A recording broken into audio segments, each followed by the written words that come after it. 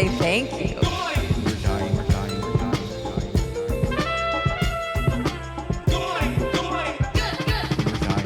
we're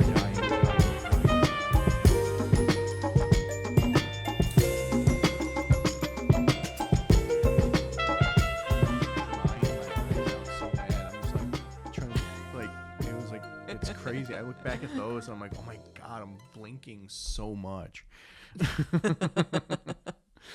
But yeah, well, we're back. We're back with another episode of Good Morning, We're Dying. Yay. We have not quit yet. We're gonna keep going. We're gonna keep pushing through. We got this. Yes.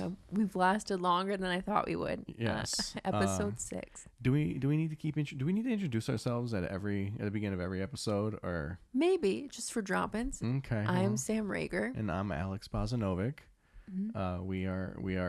We are dying. Yeah. Yeah. Good morning. No, yeah. I mean, it's been fun. I've been having fun. How about you, Sam? Have you been having fun doing the show? I have. I've had fun hanging out with you. That's my favorite part of the show. Well, we don't need to do a show to hang out. You know, we can just hang out.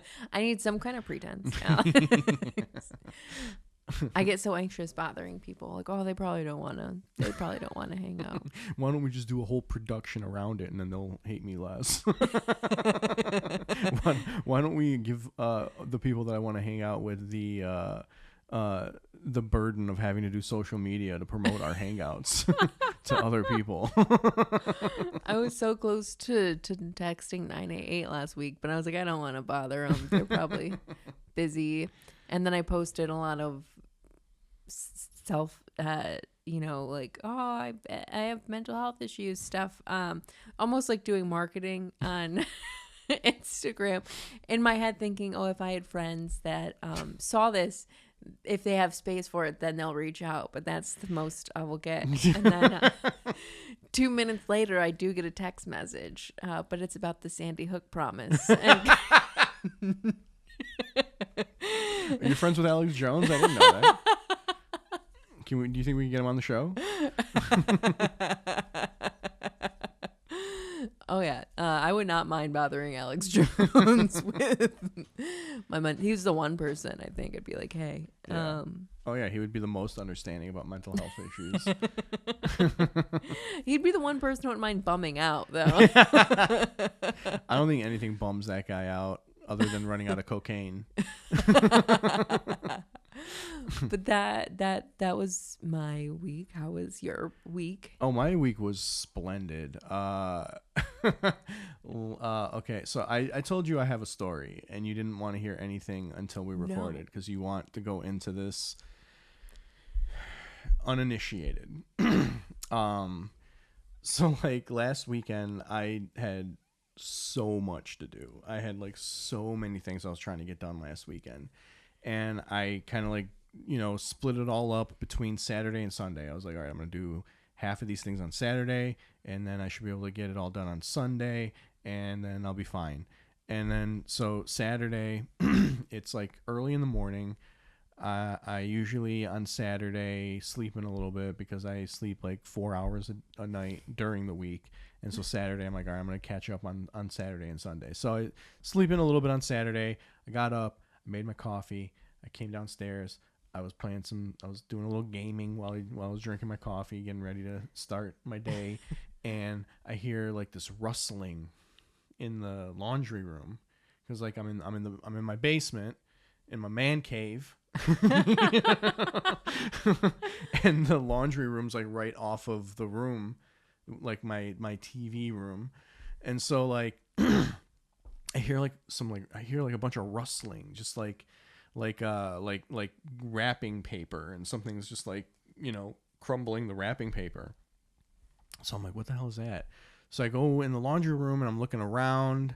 I'm not seeing anything. I'm like looking under, like we have like a big tall shelving unit. I'm like looking under the shelving unit. I'm like looking at the shelves. Like we have a refrigerator in there. I look behind the refrigerator. Our dryer's in there, obviously. I look behind the dryer. Like I'm not seeing anything. I'm like, okay. And it stopped once I went into the room. So I'm like, all right. So I go back. I'm gaming some more. And then it starts up again. And I'm like, what's going on? So like, This happens like 2 or 3 times, and I'm not seeing anything. And then at some point, I end up having to like dry some clothes. And so I start the dryer, and as soon as I start the dryer, it just starts going. It starts going insane. So I look back behind the dryer again, and the dryer vent is just like vibrating. So I'm like, oh shit. So there's something in the dryer vent. So I turn the dryer off, and it's just like, it's going nuts. It's just like, it's being roasted. It is just trying to get out of that dryer vent. So I call Keith over, and I'm like, hey, there's something in the dryer vent. So we're like, okay, so we're trying to figure out like, what do we do? And I'm like, okay, I think what we can do is, because like the vent, it's in the vent hose, right? So like what connects from the pipe to the dryer, the like foil thing. So I'm like, all right, we can disconnect it from the pipe and then put like one of our cat carriers, like for our cats, at the top, and then like kind of like bend it down, and then hopefully whatever's in there just runs into the cat carrier, and we just shut the door and take it outside. So we're like, okay, that sounds good. So I start pulling the dryer away from the wall so we could get back there, and as soon as I do that, Keith is like standing on the side of the dryer, and I'm like in front pulling, so I can't see, but he's looking back there. And I start pulling, and he's like, oh, stop. and then I just see a squirrel or a chipmunk just and it ran under the table, under the shelves, in like the darkest, furthest corner of the room. And so now we're both like, shit. So the room doesn't have a door. It's just like an open doorway, but we have like a doggy door because we don't want our dogs to go in there. And so we start finding things to like, we put rugs over it so it can't get through the bars. And we're like fortifying it, like we're putting pillows up and whatever all around it so it can't get out of that room, so it's at least like just in there. And and I'm trying to like figure out like, how do we, like, what do we do, you know? And so I'm like, okay, here, this is what I think we can do. We can put one of the cat carriers at the exit of the doggy door, because the doggy door has little cat doors at the bottom too, so like the cats can get in and out of the room, because the cats can go in there. That's where their litter boxes are. And so I'm like, all right, we're gonna put the cat carrier at the entrance of the cat door on the gate, and I'm gonna try to like funnel it towards that, and try to get it to run into the cat carrier, and then just like tip it up so that, like, you know, the exit is facing up, and then just close it, and then we'll take it outside and let it go. And Keith is like half-heartedly like, okay, whatever. So we're like, so we I'm trying to like set it all up. And I'm like, all right, can you go upstairs and get the cat carrier? And he's like, well, there's one right there under the table. I'm like, where under the table? He's like, over there on the shelves. And I'm like, oh, you mean like where it's hiding right now? Like exactly where it is right now, over there? Like, yeah, I don't want to use that one. And he like took it as like, I'm afraid of the chipmunk. And I'm like, no, I'm not afraid of the chipmunk. We're not ready to catch the chipmunk, and I don't want it to start running around the room before we're ready to catch the chipmunk. So can you please just go upstairs and go get the exact same cat carrier that's up there? And he would not go upstairs to get the cat carrier. So now I have to go get the cat carrier, but I'm inside the room on the other side of the fortified wall that we created, and I don't want to take that all apart. So now my bad back, bad hip, and 2 bad knees have to hop over this fortified gate that we created so that this chipmunk cannot get out of this room. So I do that, like lots of cracking and popping, get over it. I go upstairs, get the cat carrier, come back down, and then have to get back over it to get back into the room. So we do that. I set it up. We get the thing. It's at the door. I go and I'm trying to like rustle it. Like I'm trying to get like, I'm like banging on stuff. It's like not. If only you had a bunch of hot air. So I'm banging on stuff, trying to get it to like just get out and start running so I can kind of like, you know, like scare it towards the door or whatever. And it's just not coming out. So I get down and I'm like looking under the shelves with like my phone flashlight and like it's not down there. I'm like, where I know it didn't get out of this room because Keith would have seen it. He was standing at the door the whole time. So I'm just like looking around and I don't see this thing. It's like nowhere. And so I get up and I go back to Keith at the doorway. And as soon as I do that, it runs back behind the dryer. And I'm like, God damn it.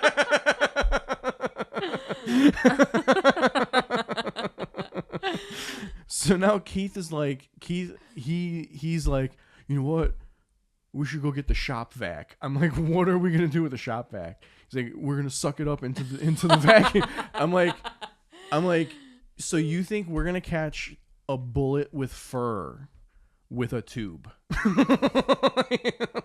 Like this thing that is just zooming around us with ease. We're just going to find the right spot and just suck it in. That's how that's going to work. So he goes and he gets the shop vac. He comes down. We have the shop vac.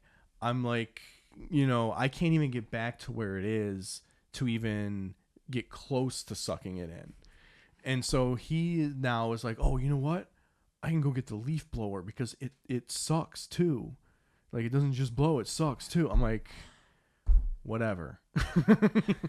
So he goes, by the way, to get the shop vac, he went up the steps he refused to go up to get the cat carrier. So he went up the steps to go get the shop vac, came down the steps, and then went back up the steps again to get the leaf blower.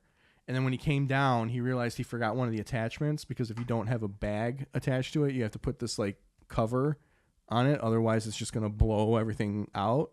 So he went back up the steps again to go get the attachment to come back downstairs to put the attachment on the leaf blower, which we determined if you don't use it is actually a fire hazard. So my idea of just trying to trap this thing in a cage went out the window for like a 10 times more dangerous plan. So he's down there now with the leaf blower and he's putting it together. And I'm just like, how about this? Why don't we just take the carrier and just put some food in it and hope it just goes in there and starts eating the food? And he also didn't like that idea because he already got all the shit. So he's got the leaf blower and he's getting ready to like set it up so that it can like suck it into the leaf blower. And I'm like, hey, just a thought here. Isn't that going to kill it? And he's like, yeah, you know, you might be right. I'm like, yeah.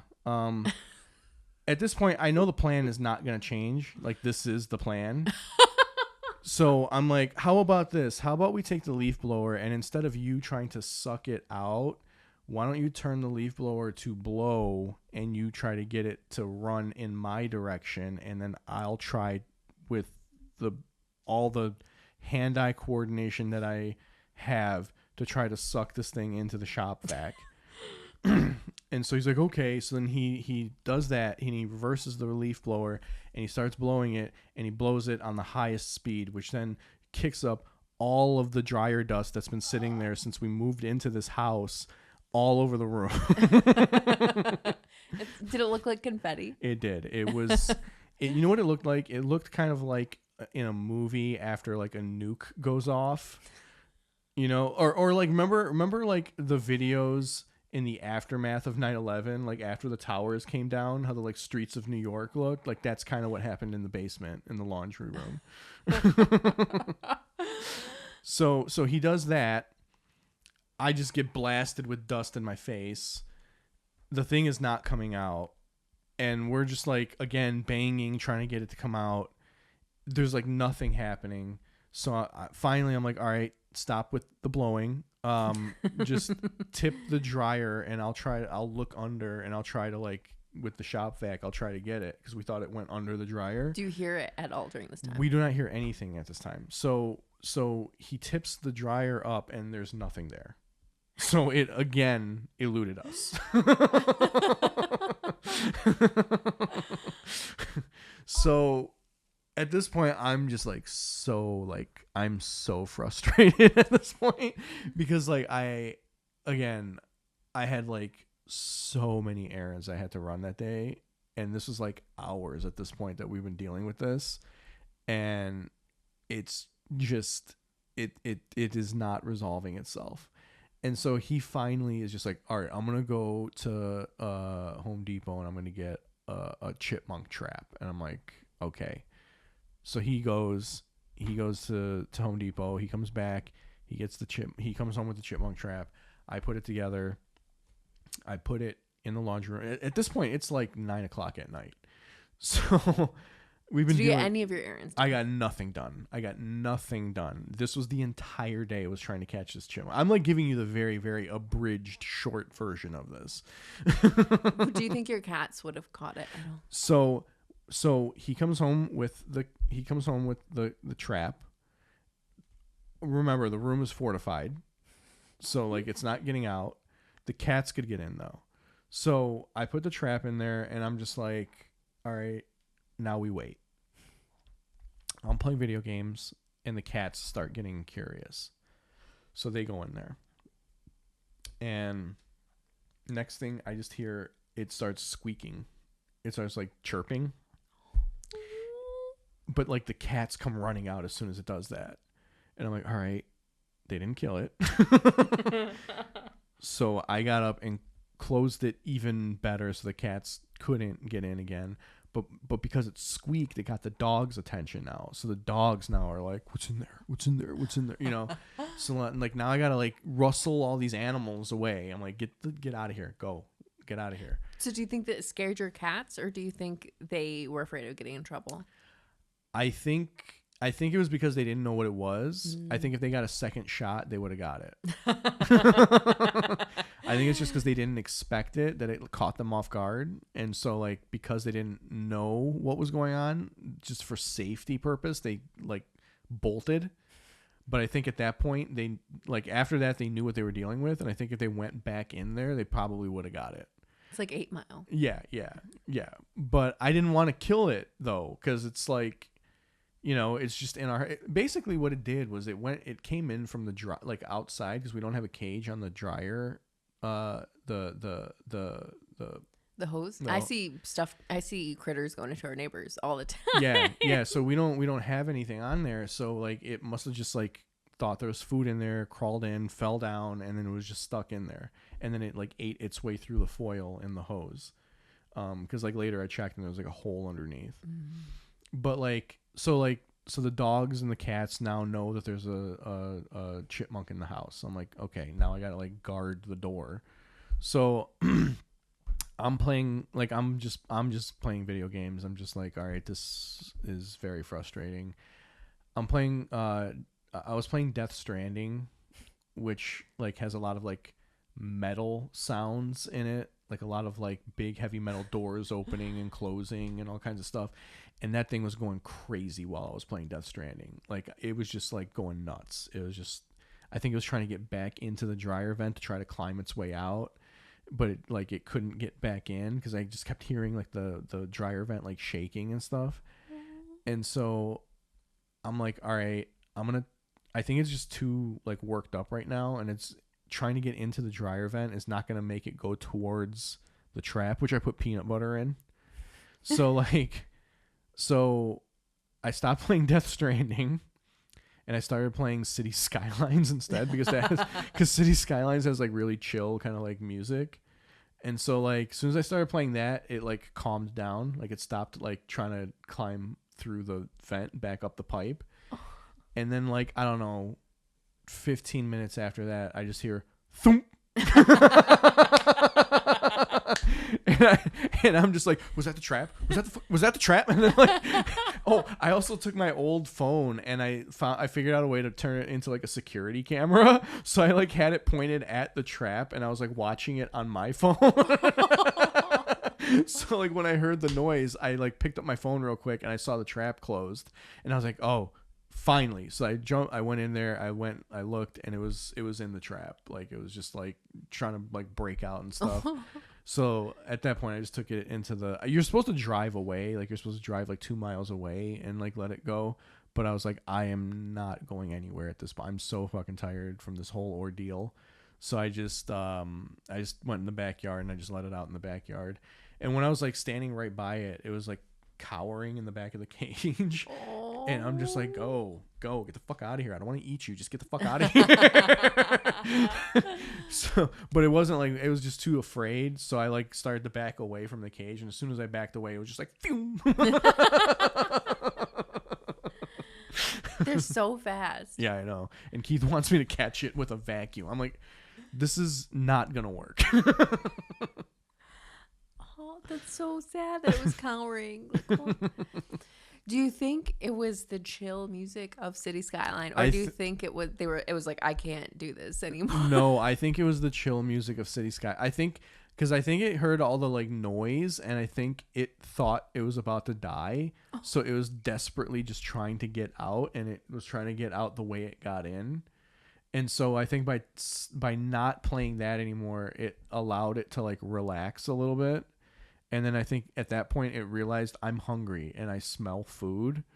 So it went to the peanut butter. And then as soon as it went into the trap, it like tripped it and the gate closed behind it. Did it get any of the peanut butter? I'm sure it got a little bit, but I'm sure like the gate snapping closed probably like scared it. Yeah. But I'm pretty sure it got a little bit of the peanut butter. I hope so. Like a little treat. Yeah. Do you think it'll be back? I hope not. Did you fix the... So that's the other thing. It took a whole half of another day to try to replace the dryer hose because it ate through it. And I started to do it, and I couldn't do it, and I was getting frustrated, and I just had so much to do that day. I just like went and I called Keith, and I was just like, hey, if you don't want holes in the wall, you're probably gonna have to do this. So then he came in and he finished it, and I went and did all the things that I needed to do, and then the guy who does like most of our work like on our house or whatever, he ended up getting a job with our neighbor, so he happened to be here like a couple days ago, and so Keith asked him to come over and look and see what Keith did, and apparently it was not good, so he's gonna have to come back. He's gonna have to come back and like reattach everything for us again. That's very serendipitous that he was already with one of your neighbors. Yeah. So. Yeah. So that was my weekend, and it's thrown off my entire week. That is intense. Yeah. I'm glad that the chipmunk survived. Did not want to make your body count 3. How crazy would that have been if the chipmunk like ran out of the cage and then like an eagle just like swooped down and just flew away with it? Because we have an eagle. There's a bald eagle on the lake here. We saw it when we were on the boat. We were like out on the pontoon one day, and we saw it like swoop down and grab a fish out of the lake and fly away. I mean, if it took the chipmunk, that'd be very American. Do you think any of your neighbors would shoot the bald eagle? Oh, I'm sure they would. They're insane. They're crazy people out here. Do you think your neighbors would have killed the chipmunk? Do you think they would have? Oh, they would 1,000% have killed the chipmunk. There's no way they would have taken the measures that we took to get that thing out of this house. What is that law? Is it the kingdom law or? Oh, I don't know. I think castle law. I take that back. I think it would have depended on the situation. Like what I read is if it's in a room in your house, your best course of action is to just close the door but open the window, and eventually it'll find its way out. But our dryer room doesn't have any windows because it's in the basement. You're giving any listener like a clear view of how you can navigate your house. They're gonna look you up online. Hey, you know what? It's the world we live in, Sam. You can't be living afraid, you know? That's when they win. If you're living your life in fear. Have you heard phantom wrestling since then? No, I haven't. Do you think you're gonna be more paranoid about things getting in? Did you put a grate on your dryer? I think Keith bought one. First step. Yeah. He was like trying to like. So his theory on how it got into the house was that it fell down the pipe and then somehow crawled in through the dryer and then somehow opened the dryer door and got out and then somehow closed the dryer door behind it and got back behind the vent. And then I went and put my hand under the hose and I was like, oh no, there's a hole right here. So yeah, he always seems to go to the most involved solution. I love it though. That's like the best theory to listen to. Yeah, it's not the best theory to listen to when you're just trying to get something done though. When you're trying to get something done and move on, it is not the best thing to listen to. Knowing how long that it took you, do you think you're more prepared if this happens again? Oh yeah, we have the cage now, so like just put a little peanut butter on it and call it a day, you know? How big is the cage? It's not very big. It's like, I don't know, maybe about like that long, that tall, you know, about that tall maybe. You know, I don't know. Is it pretty light? It's enough for a chipmunk. Yeah, it's light. You can carry it in one hand, you know. Do you think your cats will hesitate next time? Oh no, it's on site. If there's a chipmunk in this house ever again, it's gonna be food.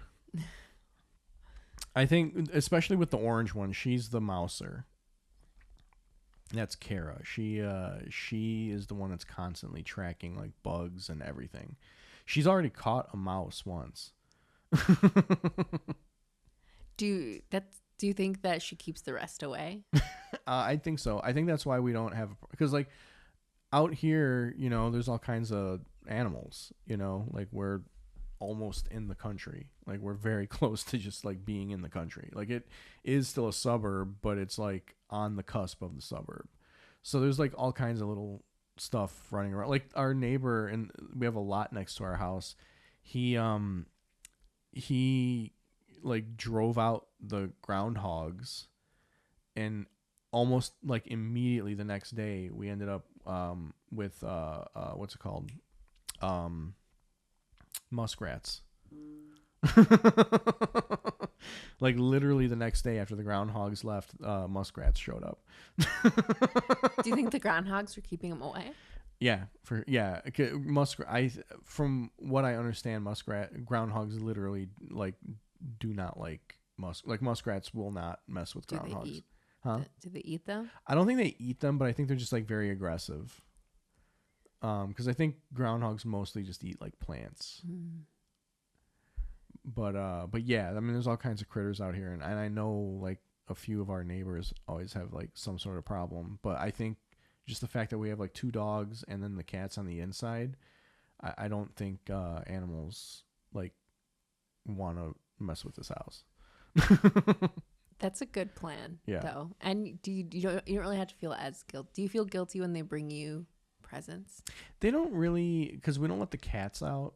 It's usually cats that bring the presents. Like the cats are indoor cats.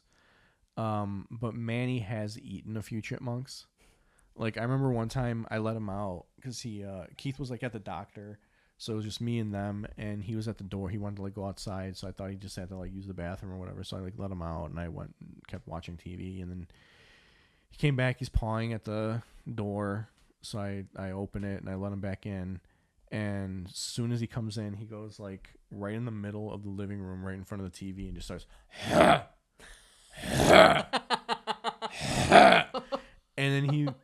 puked out a whole chipmunk.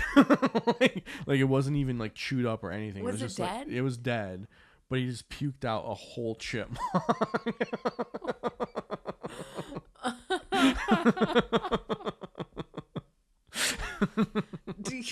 Do you think he had the wherewithal to be like, I'm killing this right now? No, I think he just saw food. I don't think. Oh, you think he saw it as food, not like a plaything? No, I think he saw food. I think he was like, oh, food, and he like ate it, and then he tried to eat it again after he puked it out, and I was like, no, stop. Do you have to clean it up? It's a limp little body. I had to go. I went and got like a Ziploc freezer bag, and like I did the poop move, like you know how you pick up the poop with like the Ziploc bags. I did that with picking up the chipmunk. Oh.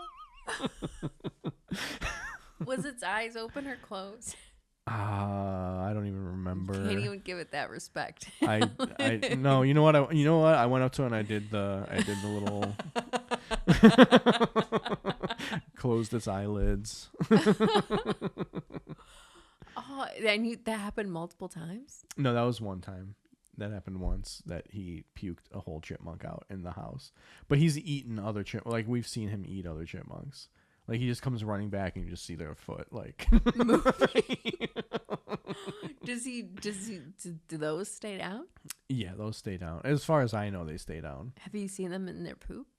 Well, Keith is the one that kind of does all that because I'm never home, so I'm intrigued now, like if they how much they digest. Yeah, I don't know. Every single one of our episodes has included something about a dead animal. It's just the theme of the show, I guess, you know. When we meant good morning, we're dying. It meant not us particularly, but yeah. Or maybe we can make it good morning with a U. Oh, it's already taken. But yeah, this is like we're honoring those animals, like the tribute things at awards shows. Yeah. Yeah, or like how shows do like their Patreon subscribers at the end. We just have like all the animals that we've killed. Like a credit roll. So if the dogs had gotten into that laundry room, they would have. I mean, I think it would have been hidden well enough to where like they couldn't get to it. Like it would have probably went back behind the fridge, and there's just no way they could have gotten to it back there. So I think it would have been fine, but like they would have been a problem because they would have been in the way. And as long as they're there, it can't come out to go into the trap, you know. So. Yeah. And how much sleep did you get Sunday into Monday?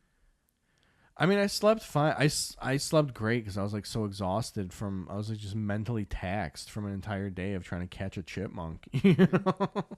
So like I think I slept like pretty well, but the next day was stressful because we had to replace the dryer hose. I was going to do it. I tried to do it. I couldn't do it. I had to like do like a million other things. I was just like, you know what? This is not working. I'm going to move on to something that I know I can do. Did you take any sick days? No. Were you tempted to use any sick days? No, I didn't really think about it. It was just like, whatever. I'll just get to all this when I get to it. It would have been nice to get to it last weekend.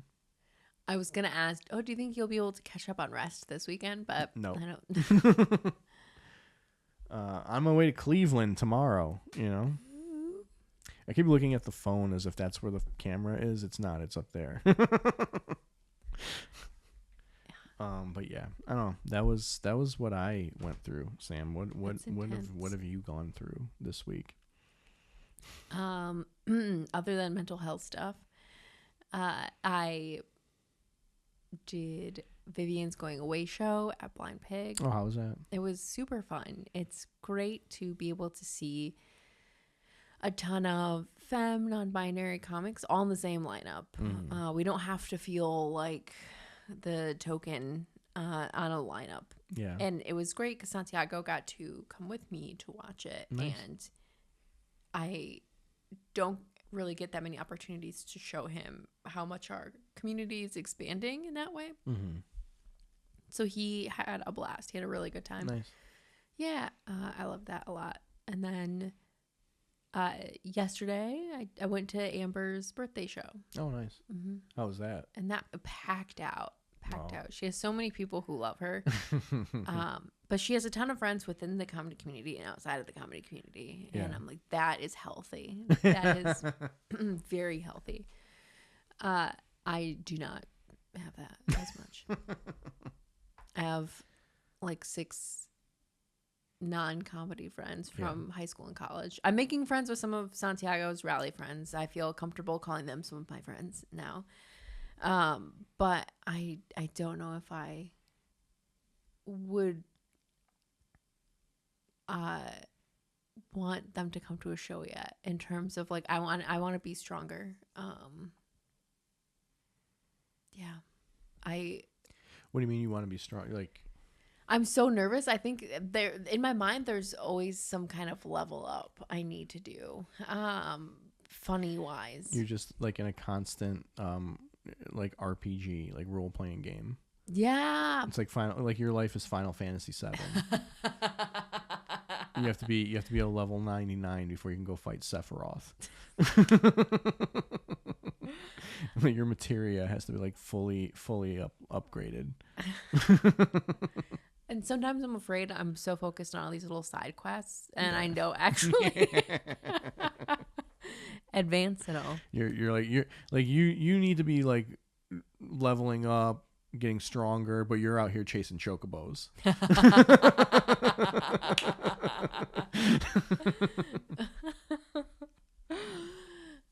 100%. Yeah. And then I signed up to do a comedy class in Chicago, and that starts this coming Monday. Nice. With Chris Higgins, and I'm very excited because I've heard nothing but great things about him. Yeah, I've been fortunate enough to work with him a couple times. He's very funny, but also a very good person. Very fun, very nice. Makes me happy. It makes me feel more comfortable going into the class where it always having that fear of like, oh, don't meet your heroes. Like, no, Chris is great. He's super cool. He's very chill. I think you're gonna have fun in that class.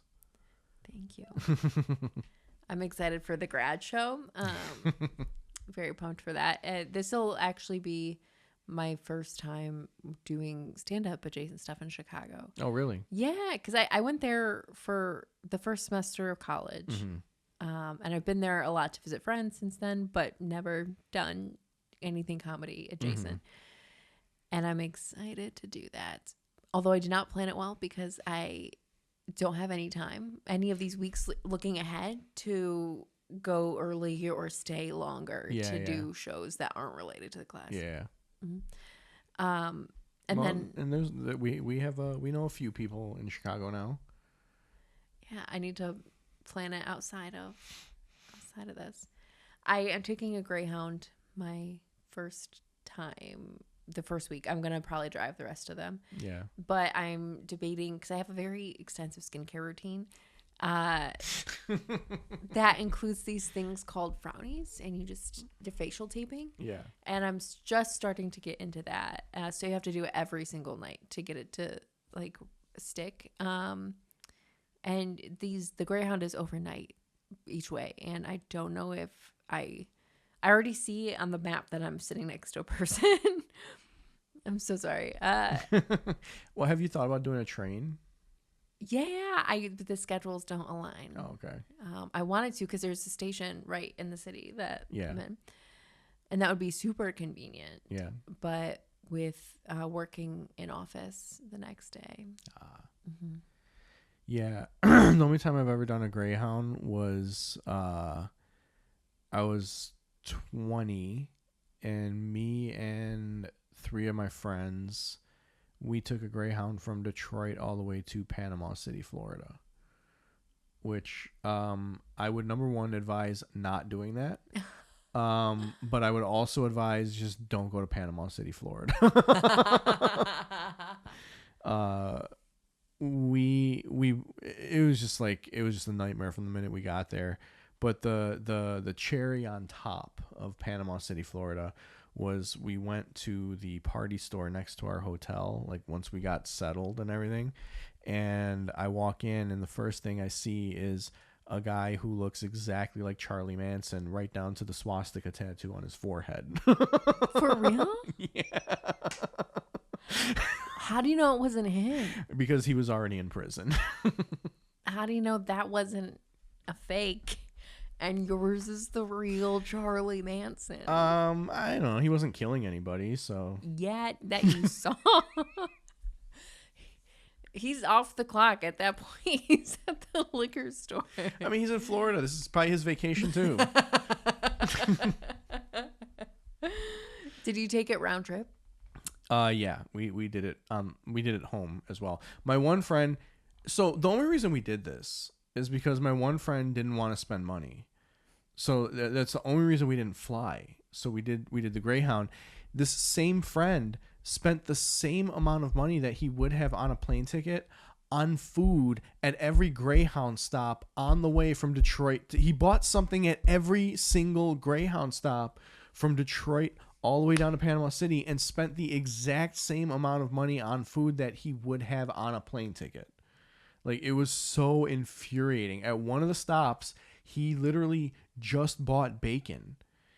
Someone ordered a bacon cheeseburger at a Greyhound station, and he smelled the bacon and was like, "Oh, that smells good. I want bacon." So he went and asked them if he could just order bacon. They didn't have it on the menu, and they were like, "I guess." And he was like, "All right, well, I just want bacon." So they sold him 7 strips of bacon for $7. Oh my gosh. Yeah. Do you think they were hoping that he wouldn't buy it once he hit I think they were $7? hoping he wouldn't buy it, and then he was just like, "No, I'm gonna buy it. Give me that bacon." Would you trust Greyhound station bacon? No, I wouldn't trust. I barely trusted Greyhound to get me to Florida. The primary purpose of Greyhound, I barely trusted them to do that. You think I'm gonna trust them on these like secondary things that they're offering?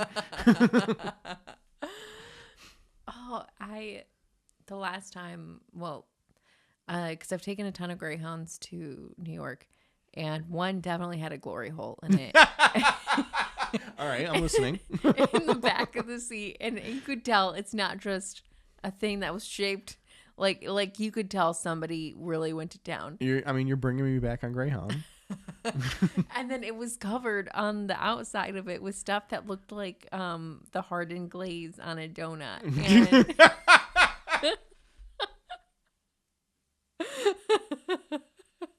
I was like, there's no way that somebody like took a Krispy Kreme and just smeared it all over the back of this tattered hole.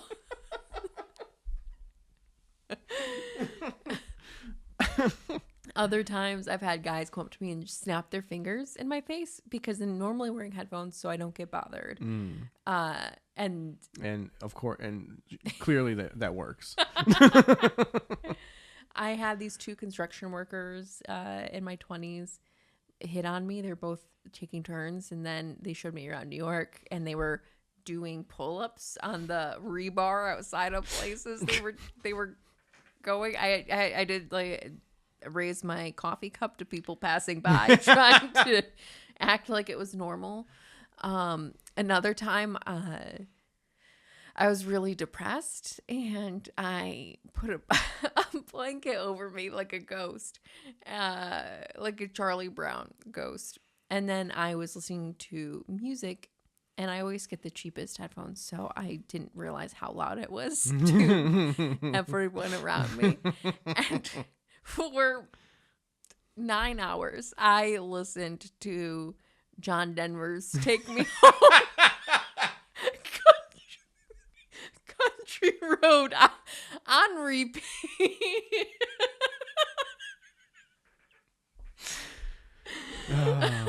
Okay, I think I might be on the side of everybody else. I think I maybe agree with them on this one. Mostly just because of the 9 hours on repeat part. It was a dark time, and it was the only Greyhound ride that nobody bothered me. That one Greyhound experience I had, one of the bus drivers almost kicked me off of the bus because he claimed that he told me to be quiet multiple times, and I 1,000,000% was not making any. I was asleep. What? Did you see who he thought you were? I have no idea. He literally stopped the bus and pulled over and woke everyone up to say this to me, waking me up as well. I don't know what the fuck he was talking about. Yeah. Were you snoring? Back then I don't think I did snore. I snore now for sure, but like that was like my 20s. I don't think I snored back then, to be honest. Like, I don't know. Cuz like I wake myself up snoring sometimes. And I'm pretty sure if I was snoring back then, I would have done that back then, and I never did that back then. Yeah. You know? So what did you do? How did you get out of the situation? I'm just like, what do you talk? I'm like, I all I could do was just say, I'm not talking. Like, he kept like saying, like, kept telling me to stop talking. I'm like, I'm not talking. I don't know what to tell you. Like, I'm just like, I seriously don't know what to tell you, dude. I am not talking. I was literally sleeping. Did any of your seat neighbors say anything? No.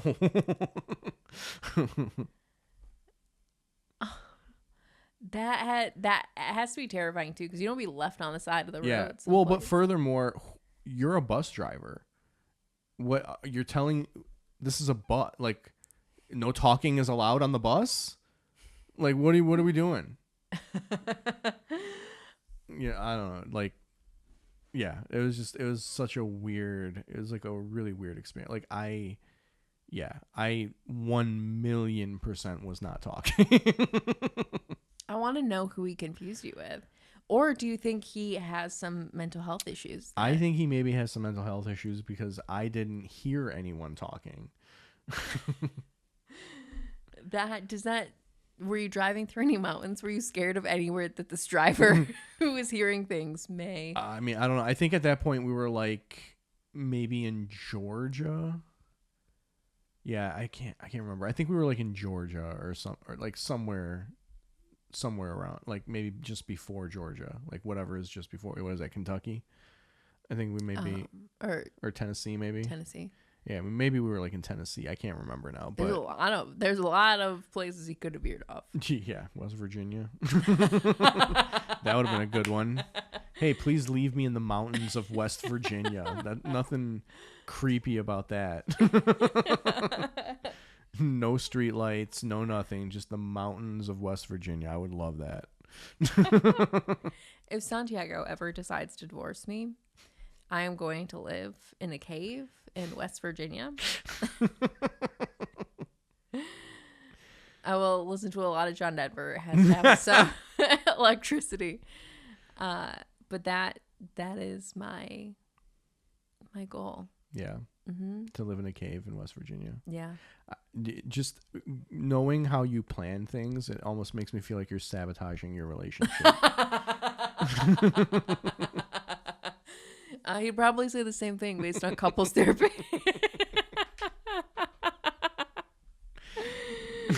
Like, she really wants to live in West Virginia. She really wants to start a wolf family. I was wanting to join the Amish too. Their numbers have gone down and never up. They have not had a lot of people joining. But I would not be of any use because I learned that my insides are getting old. I had a little scare, and then they had to do an ultrasound, and dumb me, never having kids, just thought, I was like, oh yeah, like tummy ultrasound. No, it's the other ultrasound that they needed to get. And I was not prepared at first to drop trout. And then stick a wand up.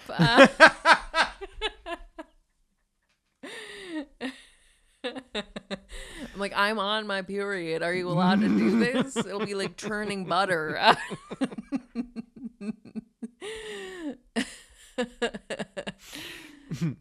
No, but everything looked okay. They're like, you're just getting old. So here I am. I'm aging like milk inside and out. It's not. They don't make brownies for your uterus. I do have my half marathon in 2 days, and I told myself I had to drink this whole bottle of Pedialyte or something with electrolytes that's not brand related. And then I could run the half marathon. I'm leaning a lot on the electrolytes. Wait, why do you have to drink that? Like, is this the only bottle of this that you've drank? I'm really dehydrated, and I don't trust my muscles to make But it I mean, like, shouldn't you have made this like a habit leading up to the marathon? Like, you're doing this like the day before the marathon. 2 days before. I could get another bottle. Wait, are you not doing the one downtown? I'm doing that one. Isn't that tomorrow? So the packet pickup is tomorrow, and then I think the 5Ks are tomorrow. Oh, okay. But the full and the half are on Sunday. Okay, because I got emails in my work email warning us about it. Yeah, there was packet pickup today as well, but they're like, it's in the same building as the Trump rally.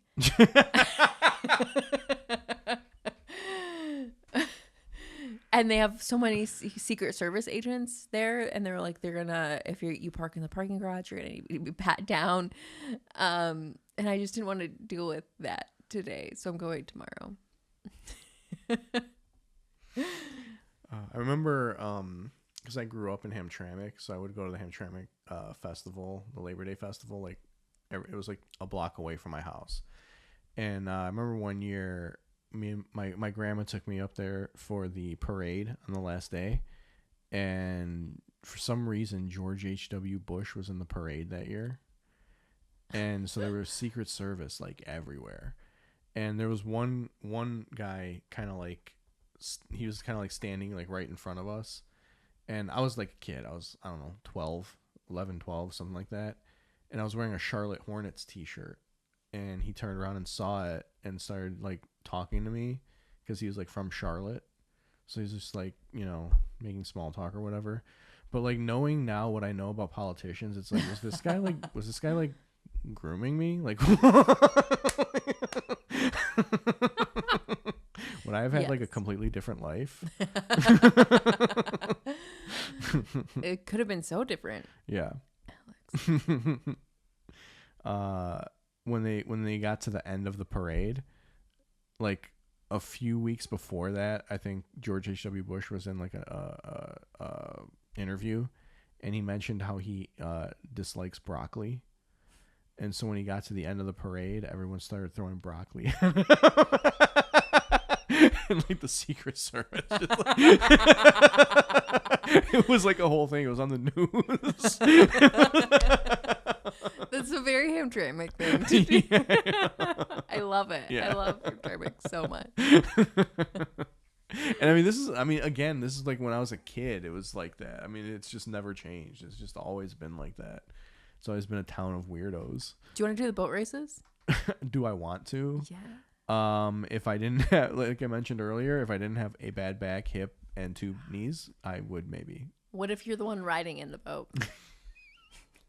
To folks who don't know what Hamtramck does, on Labor Day, these boat races on land, and these boats have wheels, and you have teammates that run and push you, and then everyone on the sidelines throws water balloons at you. And it's beautiful. Yeah. You would get pelted with water balloons though, so I guess I don't know. That. The realtor that helped us buy this house, he does like a charity like it's like a soapbox car race but with boats. So like people make boats out of like cardboard and then just like race for as far as they can with their boat. And I just started comedy. I was like maybe 3 years into comedy when this happened.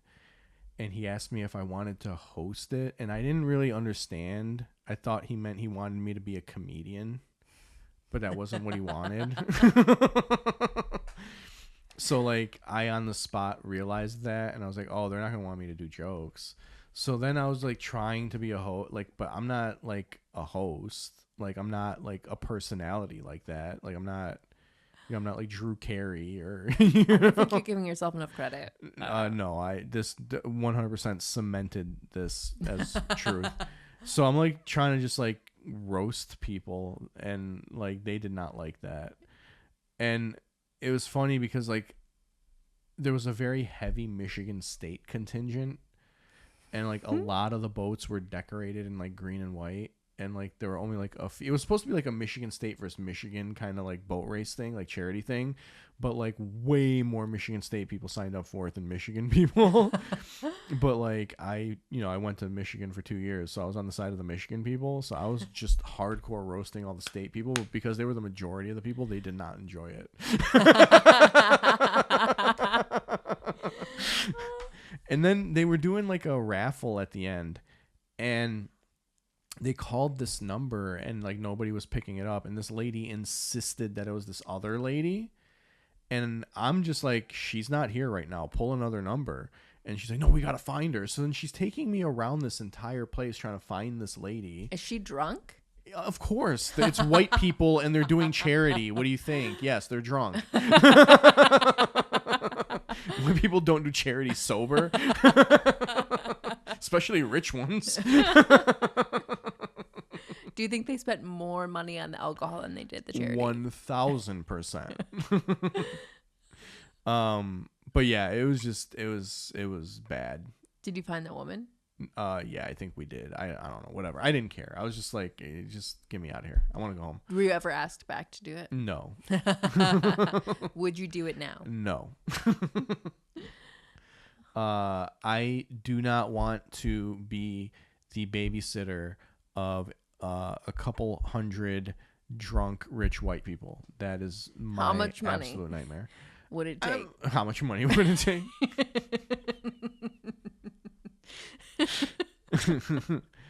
I mean, there's a price. There's a price. $5,000. Oh, it'd be way more than that. $10,000. No, it would be a sizable amount of money that they would have to pay me. What's this? I would probably take all of their charity money, to be honest with you. What charity? I mean, I'm sure they're giving it to a charity that's not using the money for the charity anyway. So who cares? I always feel bad when I like perform for a cancer benefit and I don't do well. But I don't feel bad if it's for something like softball. Did I feel bad? Actually, I did okay hosting the murder-suicide benefit show. I did pretty decent. Ben Langworthy did have to send the children home because they did have the children of the victims wearing oversized T-shirts with their parents' face on it, collecting raffle tickets. So there's that. And then...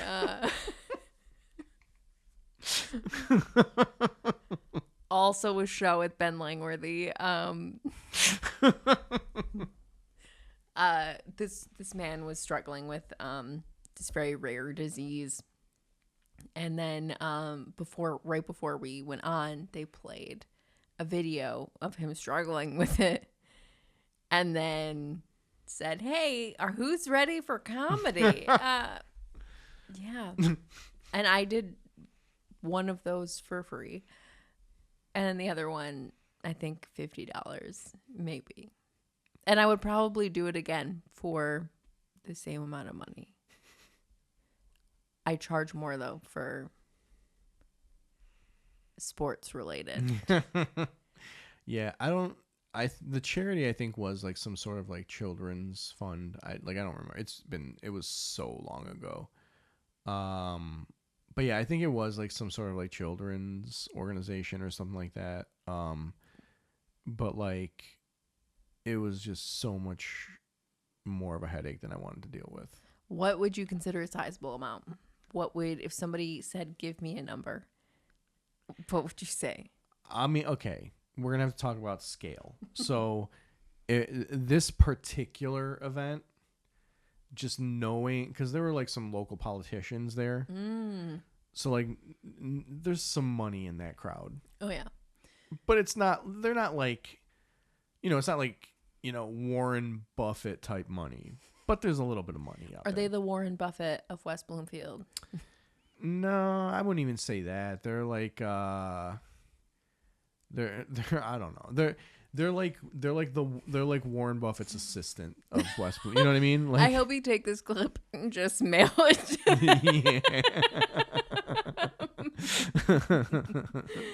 But yeah, no, I mean, there's a little bit of money in this crowd, right? Like they're not like crazy wealthy like people, but they've got some money. They're rich. They're doing fine.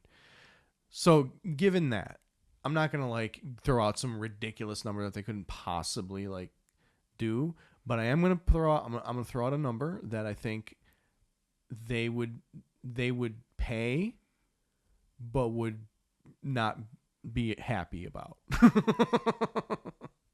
And I think for this group, that number would be like 15 to 20,000. 15 to 20,000. Yeah.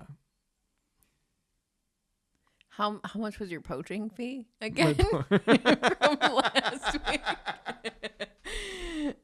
I don't even remember. Sam, I don't remember these things. My brain is all. I sleep 4 hours a night, and I said that at the beginning of this episode, right? Like, I am going to die early. Like, I will die young because of all this lack of sleep. You need to get on a normal sleep schedule for real. Well, you know what, comedy bookers? You need to start booking me more. Listen to Sam. I need more sleep, okay? Mm-hmm. I need to quit my job. I need to quit my day job, and I need to be doing comedy. Book me. How many charity gigs a year would you say that you'd feel comfortable quitting your job for? At 15 to 20 grand a pop. That's gonna make that's essentially gonna be me saying what I earn every year. And I don't know if I'm comfortable saying that. Understandable. But I like health insurance. I don't know if I would ever feel comfortable quitting a day job again post-COVID. Yeah. I think, just like being terrified of the world shutting down for some reason. Here's my thing. I barely even use the health insurance that I have, so there would really be no difference. I would notice something wrong, and I just would never call my doctor. You need to get on it, Alex. I know a very good transvaginal ultrasound person.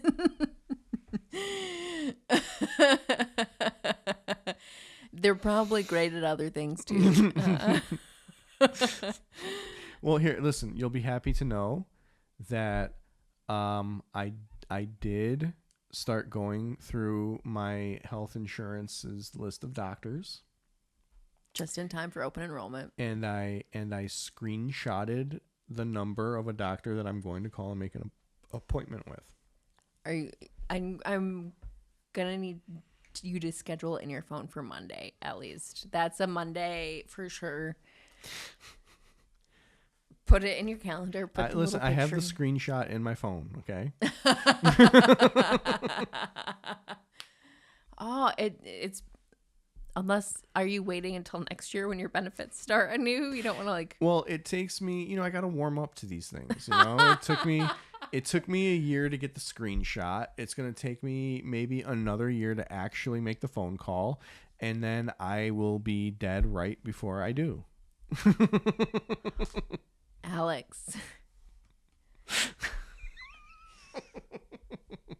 I'm getting everything done. Listen, barring any chipmunks coming into my home again, this will get happened in the next 6 to 12 months. Like, the only reason I could see you waiting now at this point is, like, to start the year fresh and rack it up so you can hopefully hit. Okay, like, all right, in all seriousness, it's going to happen. And the biggest motivator for it to happen is that I am beginning to run low on prep, and I'm going to need more. So that is going to be the motivator to actually make this appointment. I was hoping that you'd say this podcast so I could be like, oh, we're already impacting like for Oh, better. No, not this podcast. I need my whore juice.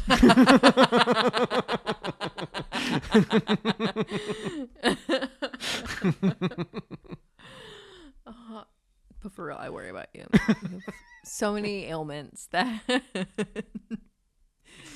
I mean, most of them are just like inconveniences. Some of them may potentially be more. Yeah, like if you were an animal and your owner took you to the vet, do you have enough where the owner would say, "We're good. They've lived a good life"? Well, it depends on the potentially big ones. If they do turn out to be big ones, then, maybe they give me a shot. I don't know. I remember messaging you during the week being like, I love that AI writes that our podcast is good for animal lovers. And it is the opposite of what they should be listening to. Oh, man. Well, we are at an hour. What dates do you have coming up? I can actually pull that up very quickly here. So what will be coming up when this comes out? October 26th, I will be at the Independent Comedy Club, doing the what's it called show, the Heavy Flow Comedy Show. Yeah. And then November 2nd, I will be in Traverse City at Eugene's Record Shop with Brad Wenzel. Ooh. And then November 7th, I will be in Marquette, Michigan at Ordock Brewing for a Stand UP Comedy Festival. That's amazing. You're going to be all over putting in some miles. All over Michigan. Yeah. Michigan's a big state, though. It is. I don't think people realize that. I think sometimes people forget about the UP, and it's like, oh, no. And then the time it takes us, like for us to drive from here to Houghton, we could be in New York City.